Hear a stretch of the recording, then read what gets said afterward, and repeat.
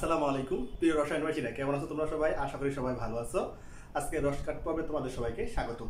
তো আজকের এই ক্লাসে আমরা যে জিনিসটা নিয়ে আলোচনা করব সেটা হচ্ছে ক্যাপিক্যাসি সম্পর্কিত সমস্যা। ঠিক আছে, তো আমরা আজকে তোমাদের সামনে যে সমস্যাটা নিয়ে হাজির হয়েছি, এই সমস্যাটা আমাদের বোর্ড পরীক্ষায় প্লাস হচ্ছে অ্যাডমিশন টেস্টে সকল জায়গায় তোমার এসে থাকে। সমস্যাটা হচ্ছে ক্যাপিউ ক্যাসি সম্পর্কিত সমস্যা, যাকে আমরা সাম্যধ্রুবক ক্যাপি এবং ক্যাসি বলে থাকি।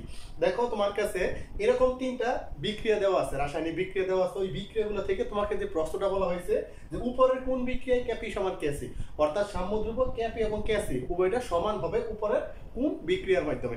তো আমরা এই ধরনের এমসিকিউ গুলো সমাধান করার জন্য আমরা আজকে ক্লাসে খুব সুন্দর একটা ট্রিক শিখবো, যার সাহায্যে আমরা এই ধরনের এমসিকিউ থেকে কোন বিক্রিয়ার ক্ষেত্রে তোমার ক্যাপি সমান ক্যাসি হবে আমরা খুব সহজে নির্ণয় করতে পারবো। দেখো আমরা কিভাবে কাজটা করি একটি।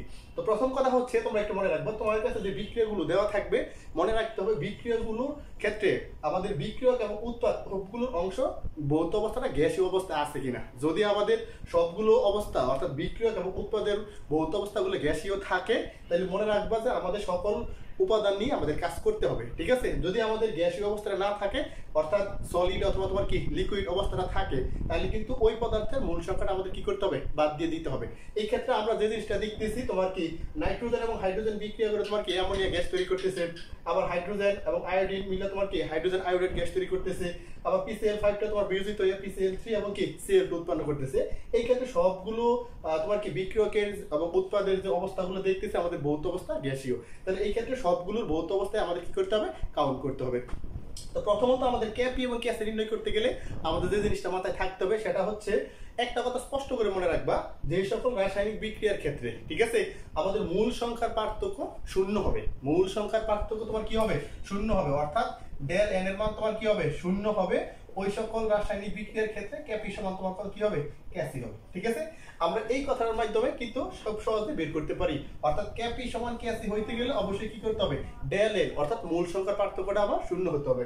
আমরা সবাই ডেল এন সমান কি জানি, তোমার কি উৎপাদের মূল সংখ্যা এবং বিক্রিয়ক মূল সংখ্যার পার্থক্যটা বোঝায়। ঠিক আছে, এই ক্ষেত্রে উৎপাদের মূল সংখ্যা থেকে বিক্রিয়কের মূল সংখ্যাটা বিয়োগ করতে হবে। বিয়োগ করার পরে যদি আমাদের মূল সংখ্যার পার্থক্যটা শূন্য হয়ে যায়, তাহলে আমাদের ক্যাপি সমান কি হবে, ক্যাসি হবে। ঠিক আছে, তাহলে চলো আমরা যে তিনটা বিক্রিয়ক আমাদের উদ্দীপকে দেওয়া আছে, আমরা এই তিনটা বিক্রিয়ক নিয়ে বা অর্থাৎ আমরা উদ্দীপকের তিনটি তোমার কি উদ্দীপক নিয়ে আমরা একটু কাজ করি। আমাদের উদ্দীপকে যে তিনটা বিক্রিয়া দেওয়া আছে, প্রথম বিক্রিয়াটা হচ্ছে তোমার কি নাইট্রোজেন এবং হাইড্রোজেন। ঠিক আছে, এই ক্ষেত্রে তুমি ভালো করে খেয়াল করে দেখবা, এই ক্ষেত্রে নাইট্রোজেন আছে কয় মোল, তোমার 1 মোল।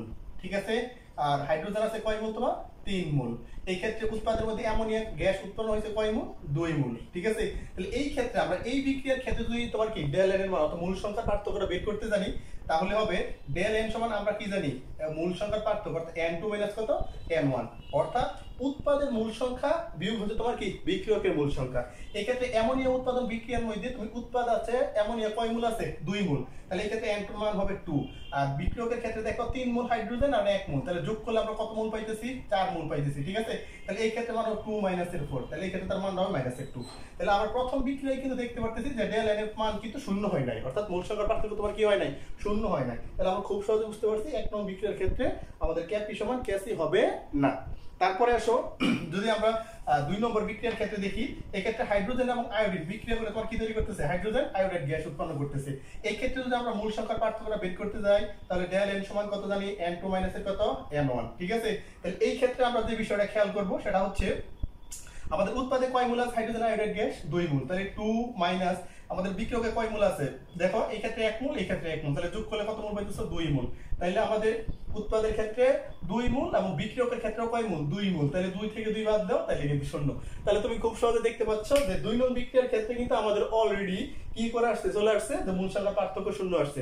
তাহলে আমরা খুব সহজে বলতে পারি যে হাইড্রোজেন আয়োডাইড উৎপন্ন বিক্রিয়ার ক্ষেত্রে আমাদের যেহেতু মূল সংখ্যার পার্থক্য তোমার শূন্য চলে আসছে, তাহলে ক্যাপি সমান কি হবে, ক্যাসি হবে। তাহলে এই ক্ষেত্রে আমরা 3 নম্বরটা বের করার কোনো দরকারই নেই এমসিকিউর ক্ষেত্রে। তারপরেও আমরা 3 নম্বরটা বের করে দেখবো মূল সংখ্যার পার্থক্য শূন্য আসে কিনা। তাহলে আমাদের বলতে পারবো এই তিনটা বিক্রিয়ার মধ্যে কোন বিক্রিয়াটার ক্ষেত্রে আমাদের মূল সংখ্যার পার্থক্য শূন্য হলে ক্যাপি সমান কি হবে, ক্যাসি হবে। ঠিক আছে, তাহলে চলো আমরা 3 নং বিক্রিয়ার ক্ষেত্রে বের করে দেখি। 3 নং বিক্রিয়া দাও PCl5টা বিয়োজিত হয়ে PCl3 অর্থাৎ PCl3 এবং Cl2 গ্যাস উৎপন্ন করছে।